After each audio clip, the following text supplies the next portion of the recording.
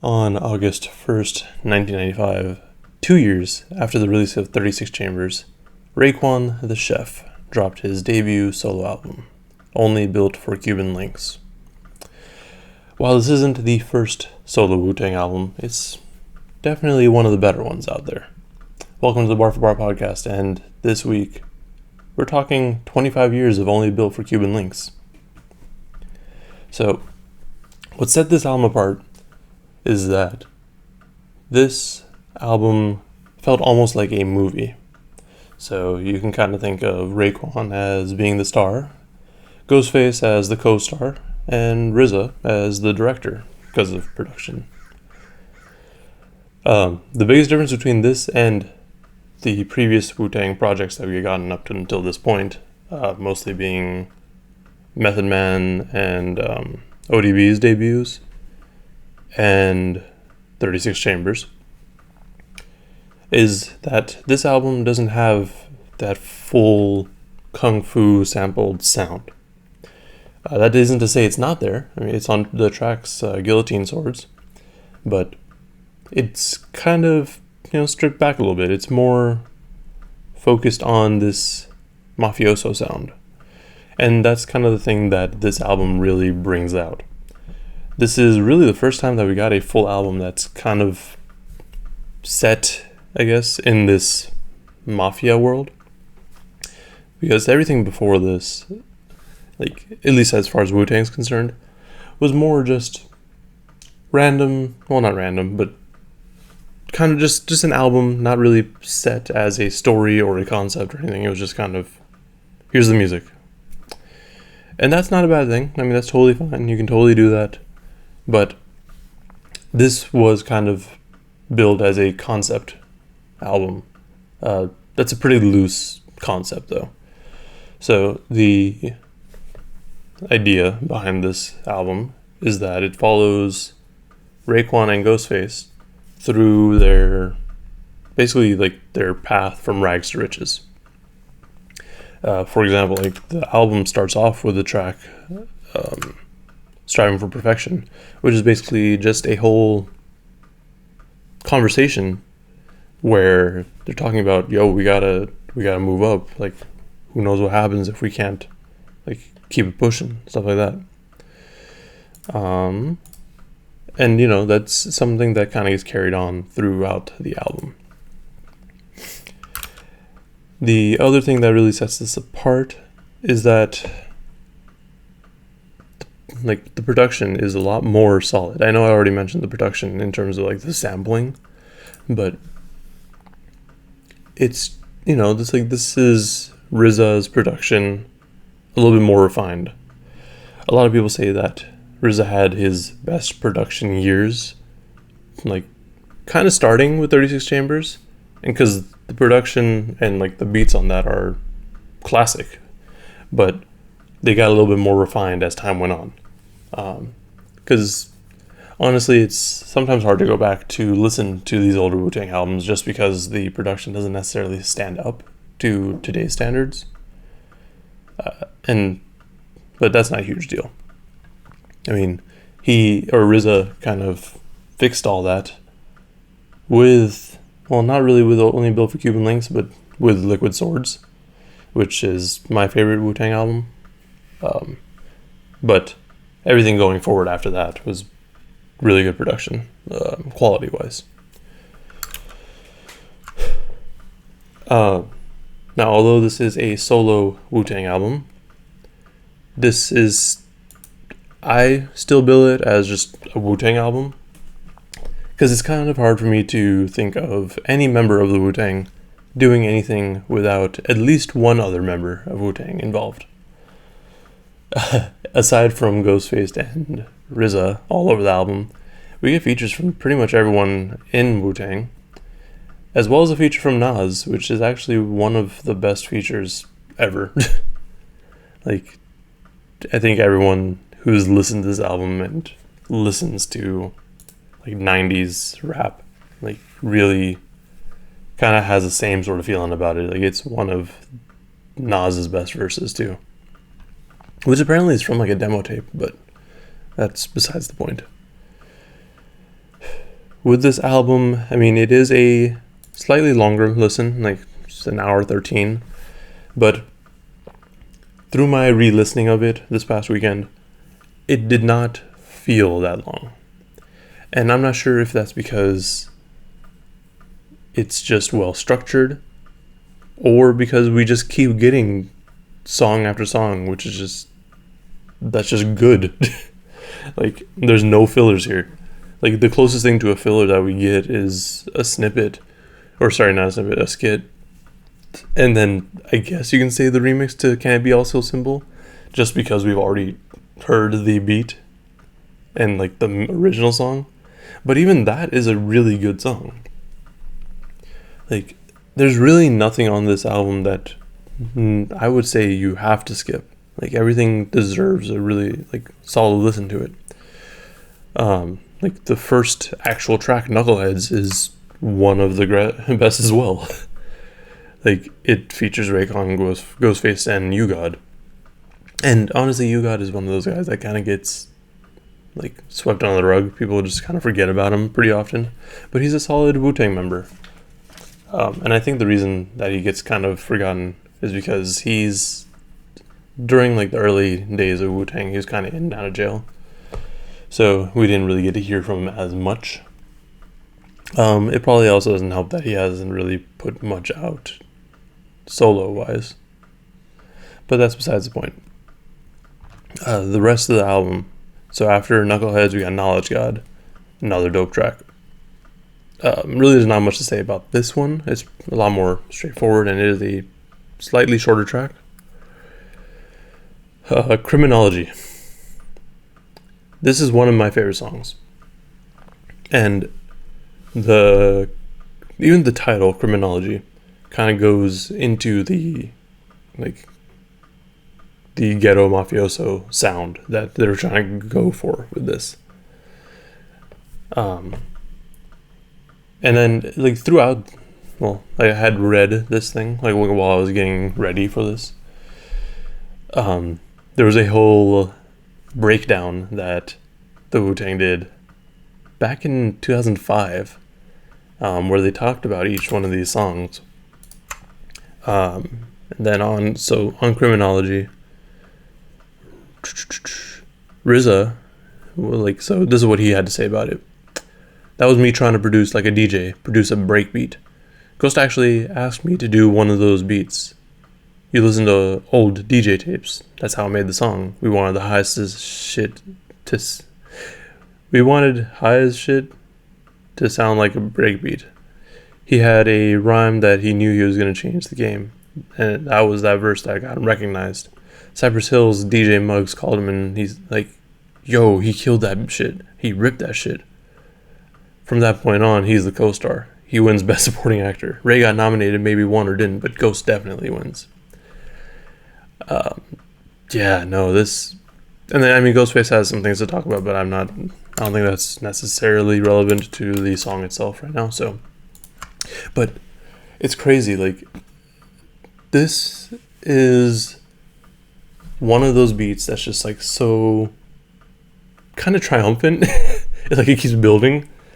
But then, like, this is also, like, such a deviation from what RZA normally did. It's just a good song, and it's good enough that they made Criminology 2 and 2.5. I think, well, now I gotta check. Jeez. I don't think there is a Criminology 3. Yeah, there isn't. But I would not be surprised if there is one with the mentions of Only Built for Cuban Linx 3 being in the works. Moving on, Incarcerated Car Faces. That one is... I'm okay with the song. It is a good song. And it's actually kind of funny because reading on this one too, apparently this beat was made for GZA. But Raekwon heard it and he's like, nah, that's mine now. Apparently RZA likes having albums that run a total of 13 tracks. Like, the actual thing from the interview again was, I wasn't making that beat for Ray. I was finished with Ray. I like having 13 tracks. I don't like having 18. I was making it for Jizza probably. He was next. But then Ray heard that beat, grabbed his pen and paper, and started writing. 2 hours later, it was done. So it's because it's really like, you have to remember that these albums came out way early in their career. So this is when they were just super hungry. Like, they were coming off of the success of 36 Chambers, and now everyone has plans to do a solo album. So they have to try to match that level of 36 Chambers. So yeah, Raekwon's gonna go out of his way and take a beat just because it sounds good and he can rap off of it. Like, I don't blame him for that. But yeah, no, Criminology is like one of my favorite tracks, like just in general. Like, it's such a good track. The next track, Rainy Days, is kind of a more introspective track actually on the album. Like, they're talking about the downsides to this kind of hustle life and mafia life, and just kind of like the effects on your different relationships it can have. Yeah, I mean, it's a good song. Apparently they're already celebrating when this album came out, or this track was written. Like, they're out of the country, they're in Barbados, you know. But yeah, it's just another solid track. It's different, I'll say that. The next ones that we got, Guillotine Swords, another one of my favorite songs on this album, or in general, really. It's one of my favorite Wu-Tang songs, I'd say. Just because of the intro, where they say, "Allow me to demonstrate the skill of Shaolin, the special technique of shadowboxing."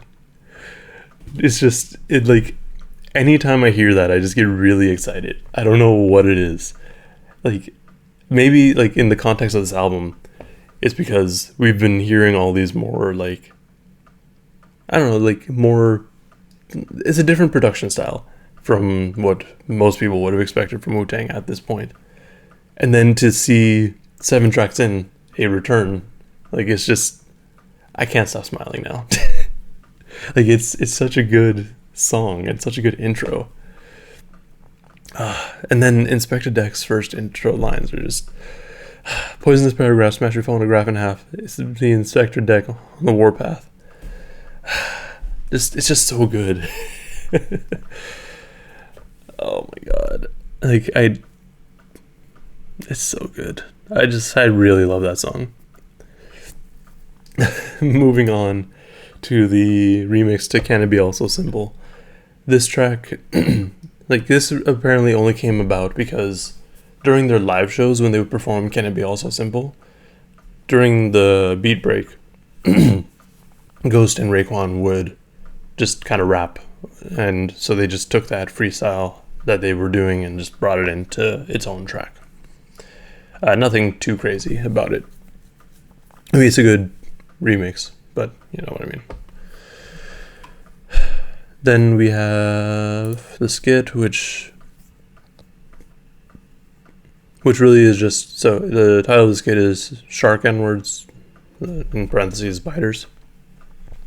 And basically, it's just Ghost and Raekwon talking about how much they hate biters, especially those who bite before you can shine on your own shit. Yeah, it's nothing. It's really straightforward, honestly. The next track, Ice Water. It's, so, the first thing is, Ice Water is the debut for Capadonna. And it's interesting because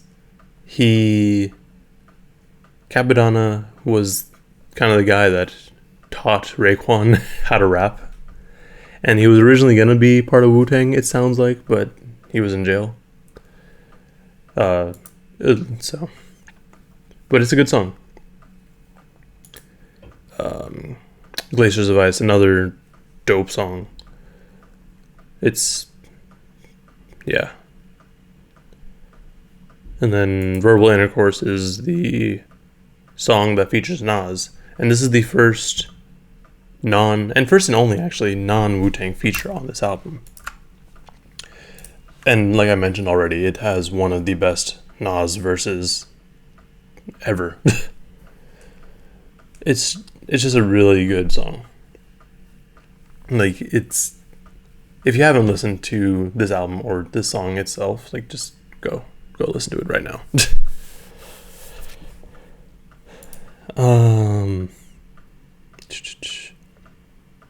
I don't have a whole lot of other tracks I have a lot to say about. I'll just kind of go through the rest of the list.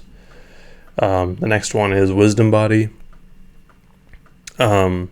This is where Ghostface takes on his persona of Tony, and he's basically just talking about this story of an encounter with a lovely woman.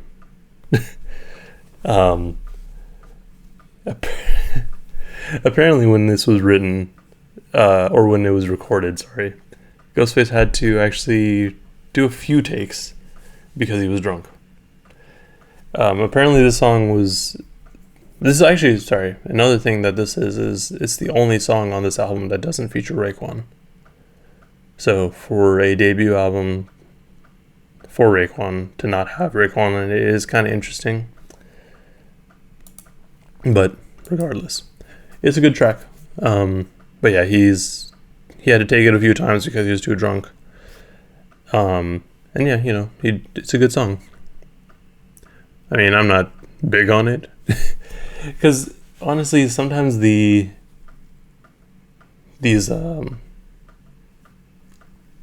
I guess the pretty Tony sort of feeling that we get from Ghostface every once in a while isn't my favorite. This one's okay though. We got Spot Rushers, which really isn't talking about too much. It's just a story it's a story that's kind of taken from Raekwon's perspective. Back in the day when he was slanging drugs and was like a stick-up kid. Basically just planning a robbery. And then one of my other favorite tracks of all time, Ice Cream. I have a sticker somewhere over there. It's like a Wu-Tang ice cream truck. And I still haven't found the right thing to stick it onto.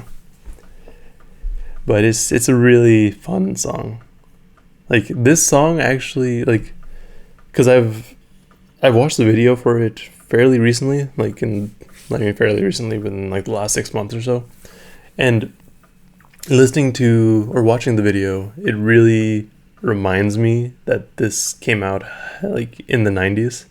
And it almost feels like this song actually could have been on 36 Chambers because the beat is close enough to RZA's original style. But, you know, it is what it is. I liked it. It features Ghostface, obviously, Method Man, and Capadonna. You know the song. It's good. This brings us to Wu Gambino's, which is another one of my favorite songs. The only downside to it for me is that the intro is hella long, but that's fine. This whole song basically has the members of Wu-Tang that are on it. Master Killa, RZA, Method Man, Ghostface, and Raekwon, obviously. All taking their alter egos.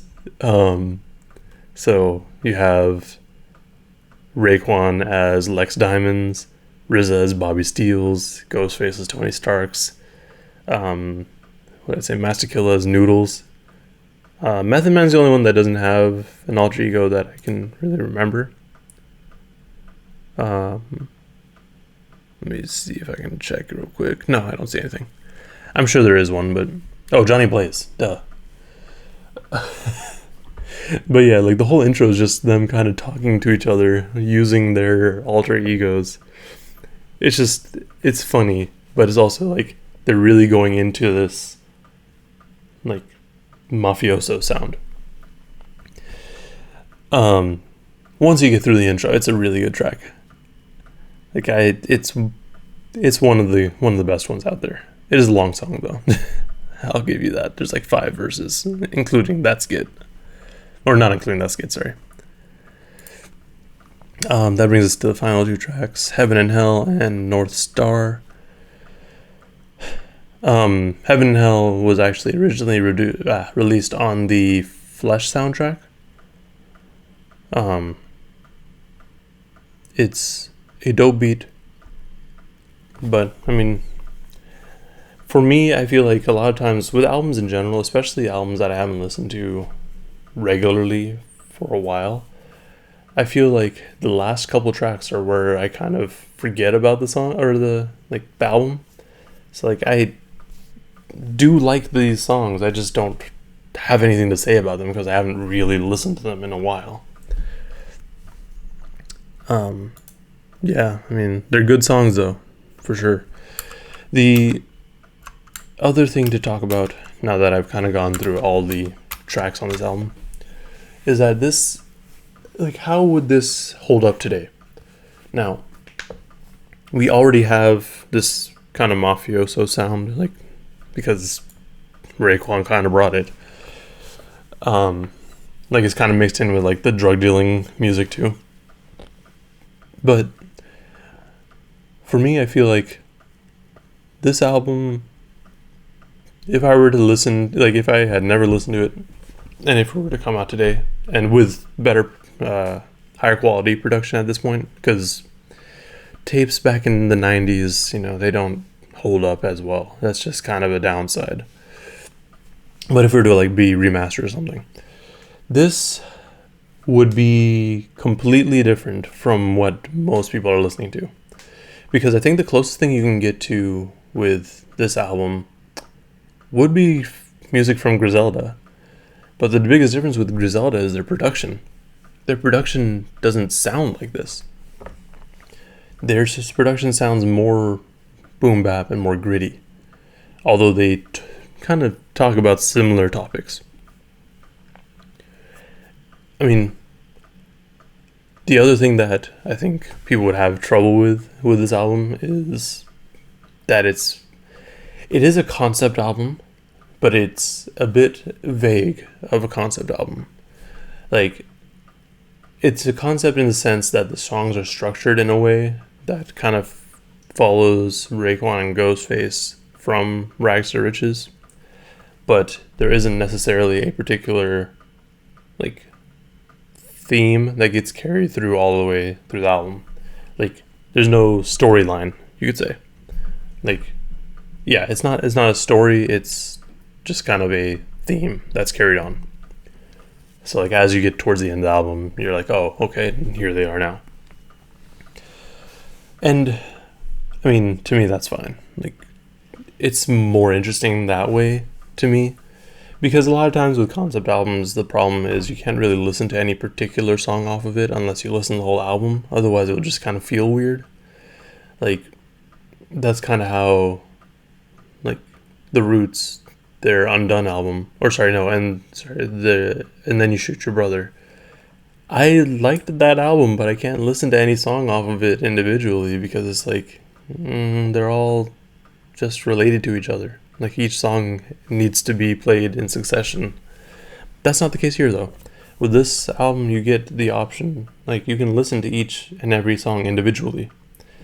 And I think that's why I really only return to, like, a few particular songs on this. In those songs, mostly being Criminology, Guillotine Swords, Ice Cream, and Wu Gambinos. That is not to say the rest of the album is bad. I love this album. But, you know, like, for me, I can't go back to this album and really listen to it all. Like, or I can, but I don't do it as often as I do with, like, Liquid Swords, which I will talk about in November when it hits 25 years. Anyways, though, this album, I think if it were to be remastered fully, it would hold up really well. I'm surprised there hasn't been a remaster yet, but then again, there hasn't really been a full remaster of any Wu-Tang album. But, you know, we'll see. I think it would be worth it to go through that remaster process, just because I want more people to listen to this and to not be turned off by the sound. Because although you don't really hear the impact of this album from current music, like, you don't hear anyone being like referencing this album or any particular lines from this album, it has kind of influenced an entire subgenre that is kind of like, it's almost like the main genre at this point. Like, it's weird. Like, it's a subgenre, but it's also like just kind of, yeah, no, this is just rap. Anyways, if this were to be released today, I think it would be honestly a kind of hard sell. It'd probably be picked up very quickly by those people who love Griselda. But if you, like, this is assuming Wu-Tang never existed or anything. Like, I don't know if anyone would be too into it, I guess. Because a lot of the charm of this album comes from the fact that it is from Wu-Tang. And you have those personalities from Raekwon and Ghost. So you kind of, like, you're already familiar with these guys, and then you kind of go through their story. Yeah, I don't know. I think that's about all I have to say about this album. Let me know in the comments below what you thought of this album when it came out. Assuming you were alive and, I guess, conscious enough to listen to the album. Obviously, I didn't listen to the album because I would have been 2. And I'm pretty sure I wasn't allowed to listen to Wu-Tang when I was 2 years old, even though Wu-Tang is for the children. No, but let me know what you thought about the album when you first listened to it, and if you did actually listen to it when it came out, like, tell me about it, because I'm curious. Like, I want to know, like, what people's feelings when the album actually came out were. Another thing, let me know how you think it would hold up today and where you would rank it in terms of other Wu-Tang solo releases. I know a lot of people, including myself, would put Liquid Swords at number 1, but who knows? I mean, I'm sure a lot of people love You Only Built for Cuban Linx. Obviously also all the other Wu-Tang solo projects, but no, like, yeah, just let me know. Anyways, thank you for watching and listening, or listening and watching. And stay safe out there. Also, remember to like and subscribe if you haven't. Bye.